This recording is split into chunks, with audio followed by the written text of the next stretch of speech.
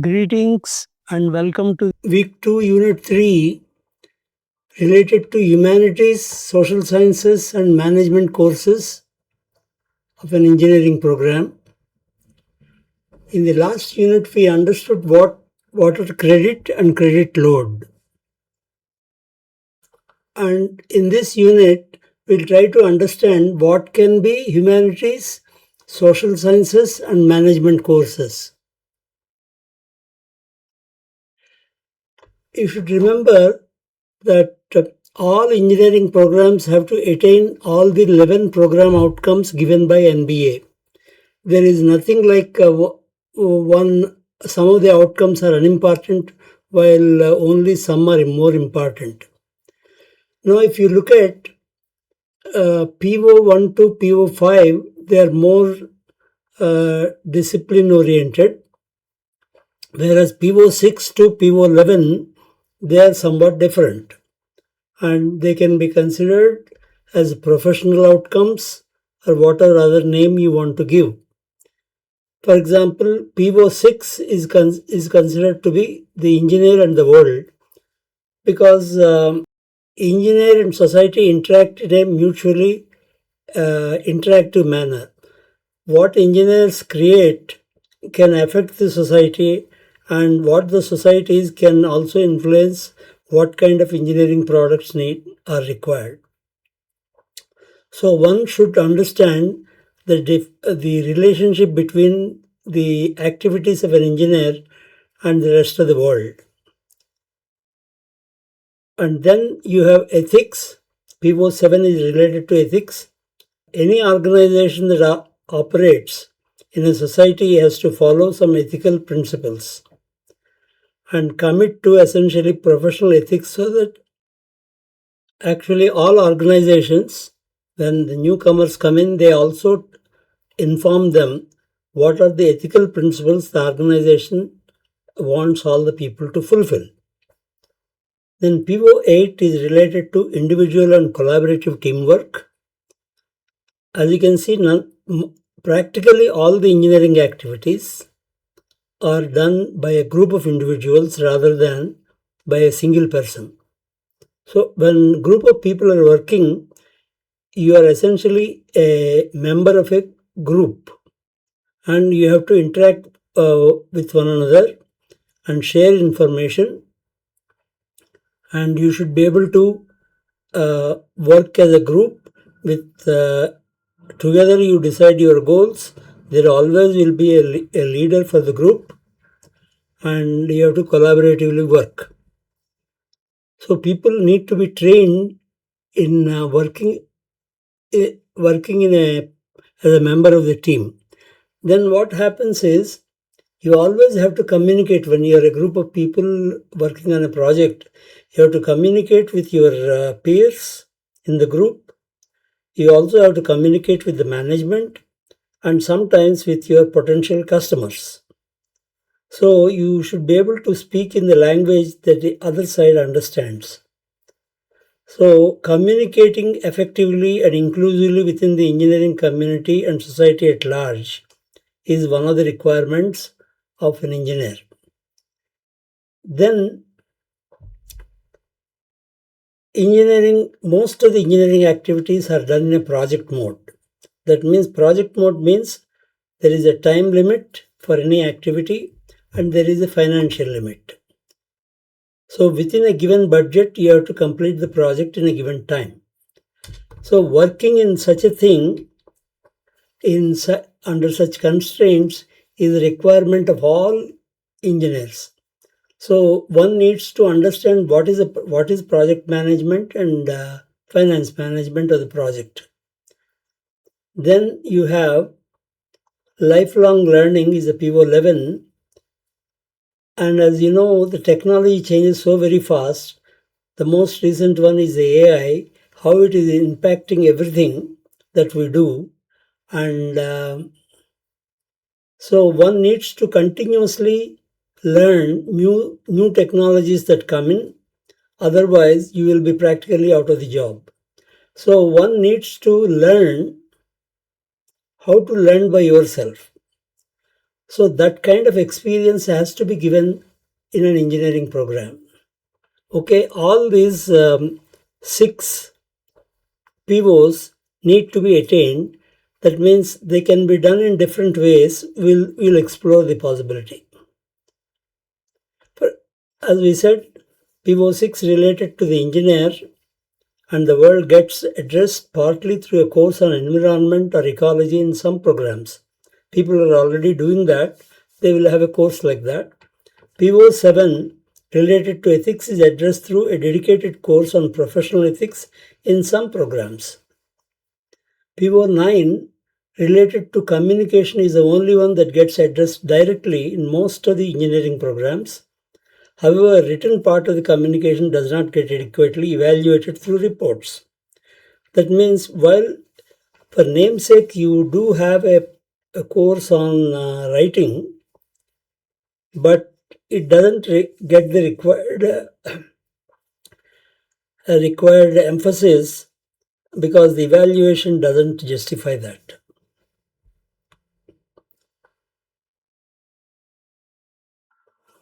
Now let us look, we start with the assumption that we give 19 credits to this particular group of courses.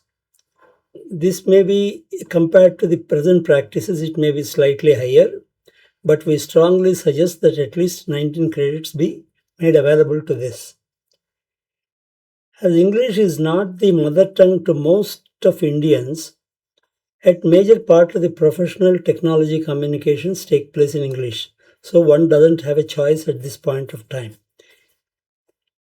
As many students come from rural and small towns, they need strong inputs in English and professional communication.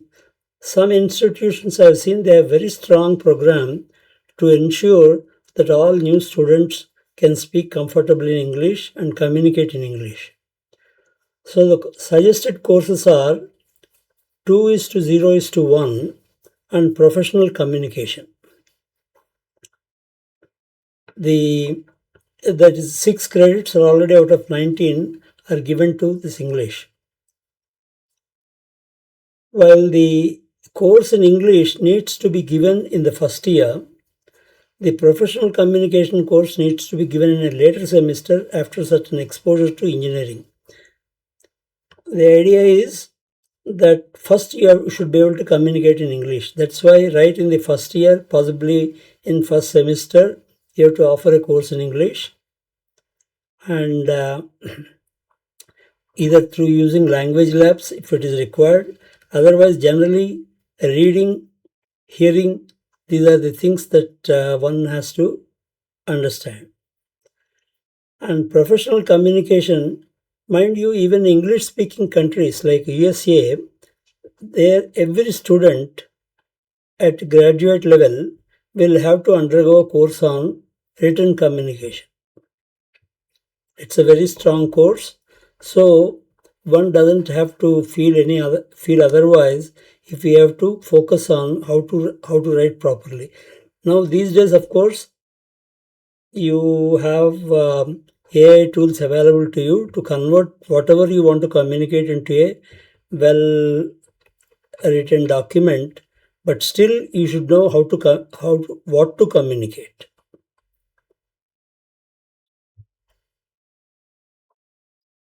Now comes the more difficult part, social sciences. Social science courses in engineering programs should mainly focus on interactions among humans and technology.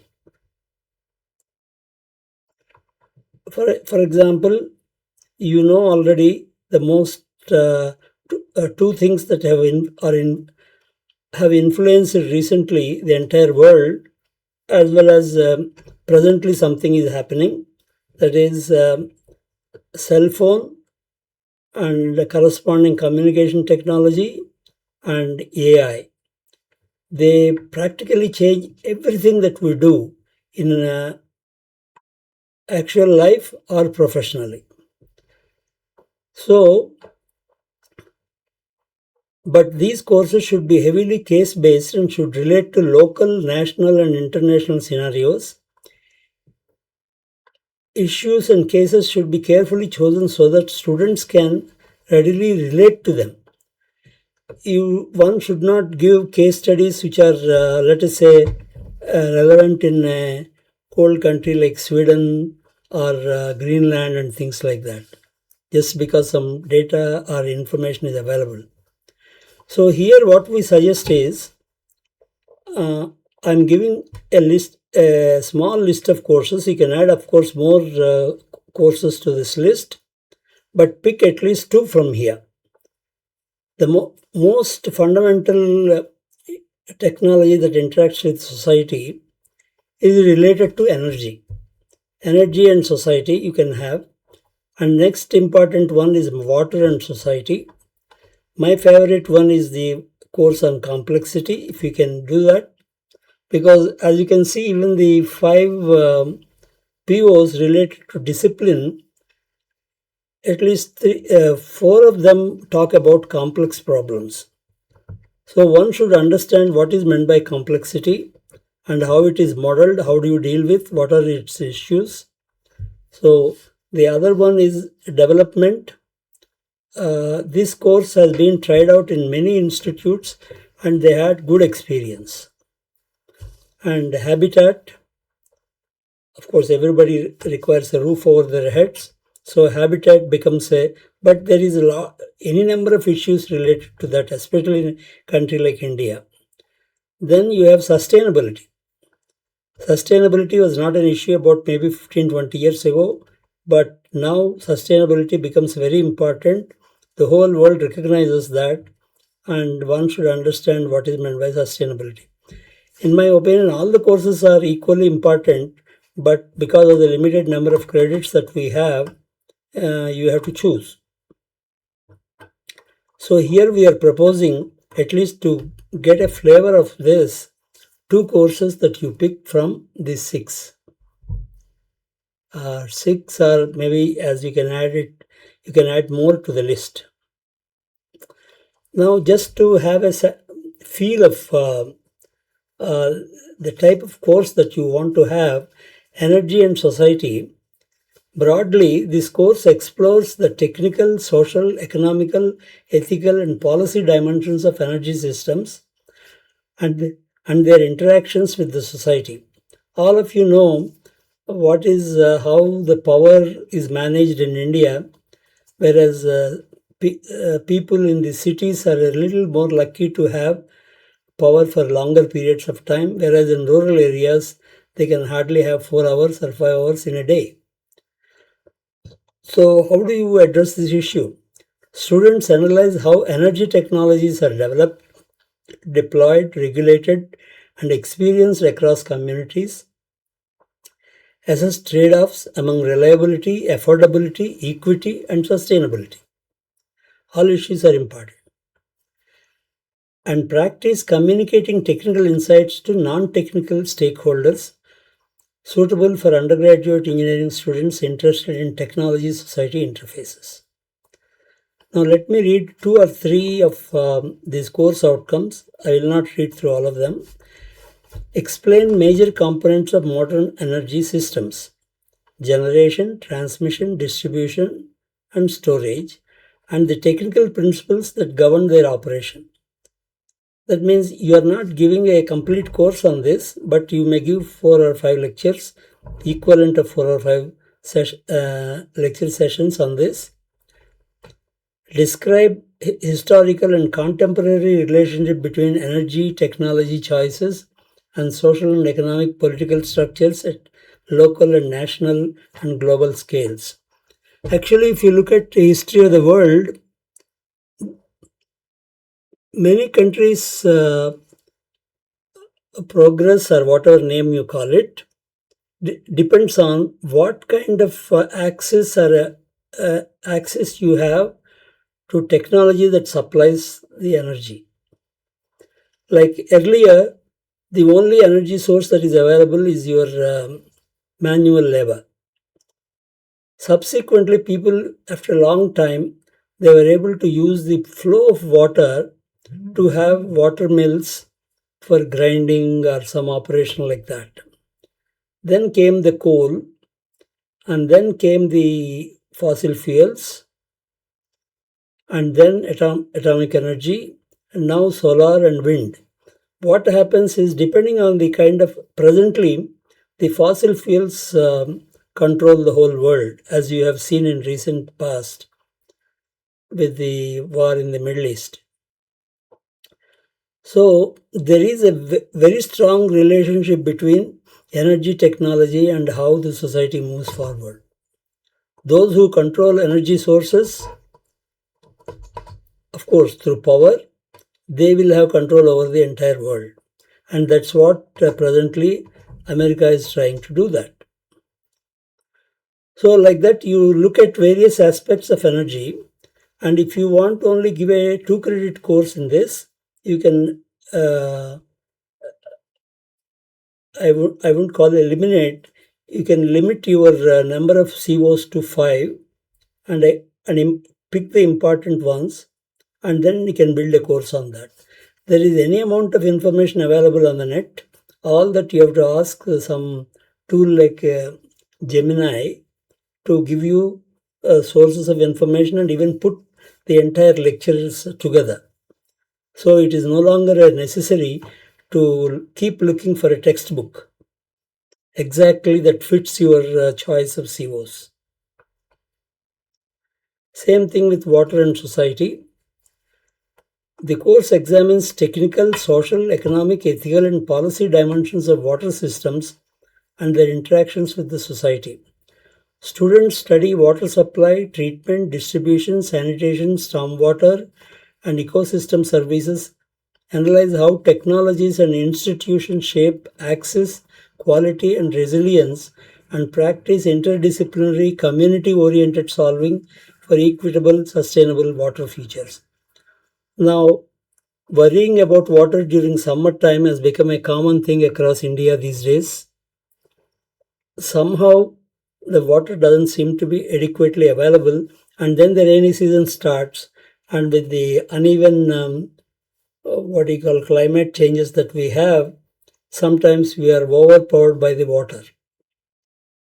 So it's a very, very strong area that one needs to look at. Again, let me read one or two of the course outcomes. Describe core components of technology and technology principles of water systems. Source protection, treatment, distribution, wastewater, stormwater, and reuse. Here also explain historical and institutional relationship between water technologies and social, political, and economic structures at local to global scales. So you should be able to, if you give it as a 3 credit course, you can go all the way up to what do you call policy decisions regarding this based on the resources that are available to you.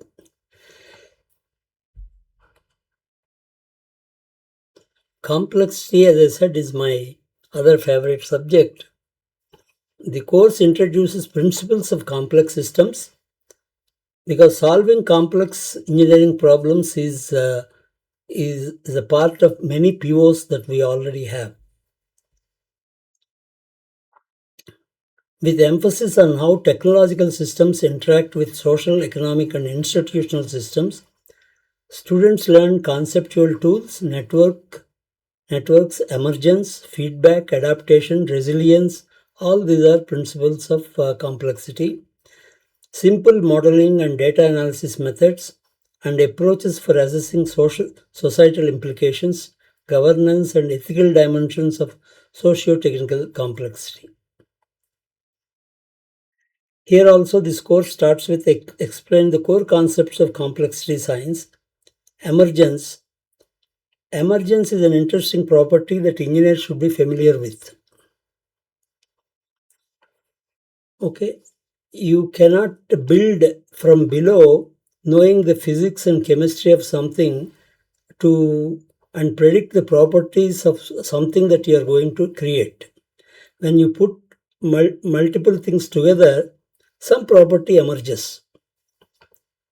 Okay, that how the emerging property, how do you measure it? These are all the issues of any complex system. nonlinearity, feedback, adaptation, multi-scale interactions, and self-organization, and apply them to socio-technical systems. There is excellent what you call resources are available to explain this. Identify and map key components, agents, and interactions in socio-technical networks using diagrams and network representations. There are simple computational and mathematical models are available, like agent-based models, compartment models, system dynamics, or network models to explore behavior of socio-technical systems.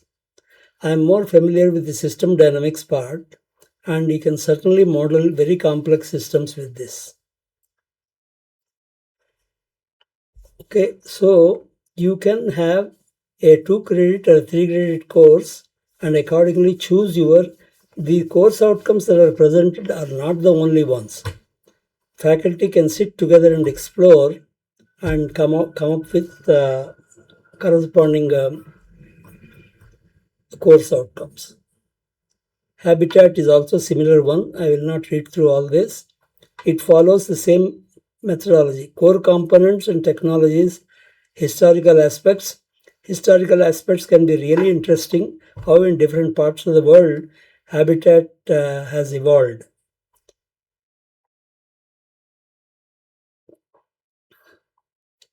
See, if you have a habitat project, you have to worry about energy and water use estimates, thermal comfort, structural constraints, simple life cycle or cost calculations.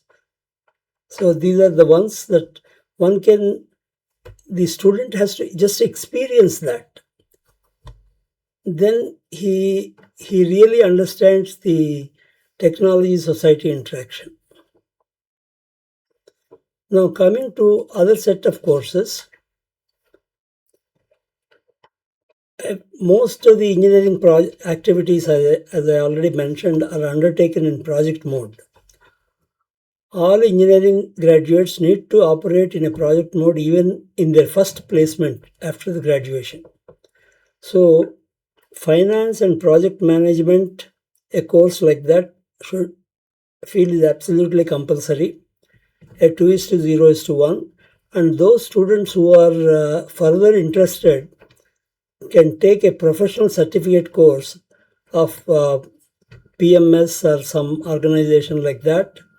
If you do that a certification separately, then your employability can greatly be enhanced. Then comes, after all, any graduate when he takes the first job is becoming an element of a existing organization. So how organizations work, how finances are managed at personal, project, and organizational levels need to be understood. So I'm suggesting here 2 courses. They can be offered as 3 credit or 2 credit. One is organizations, the other one is economic citizenship. You can mix these a different way. For example, you can have 2 and 2 here and make a 4 credit course and combine the organization and economic citizenship together. Finance and project management, you see, this is absolutely, in my opinion, is compulsory. Somehow it used to be there and slowly it kind of was dropped out by many boards of studies, saying that that is not particularly important. Otherwise, they convert into some vague theoretical course called economics, and even that also got dropped. So every engineer will have to be worried about finance management as well as project management. There are excellent tools available. You just have to at least learn how to use those tools when you work on a project.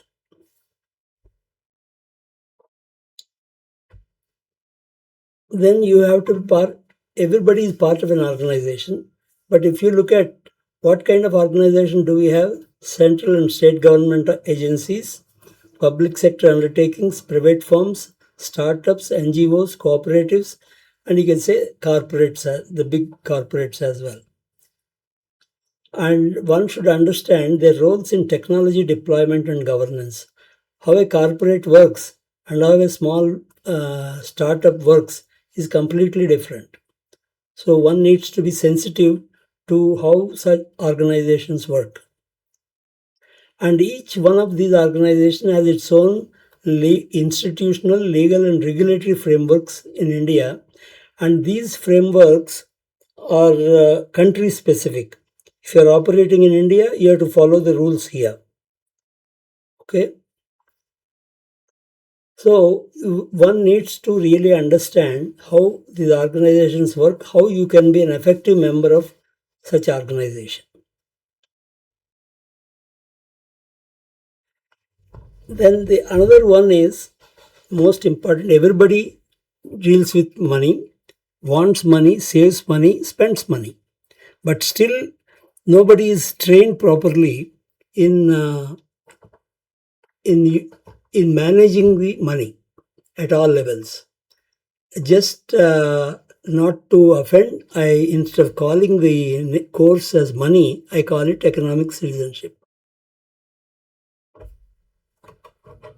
Okay, here again, define economic citizenship and explain how property, contract, market access, and public entitlements influence technological adoption and distribution.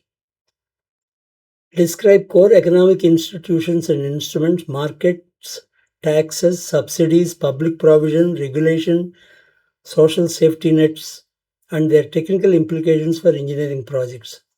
So, as you can see, all aspects of money managing either through special financial institutions or regulatory authorities or banks, you have to be at least familiar with that.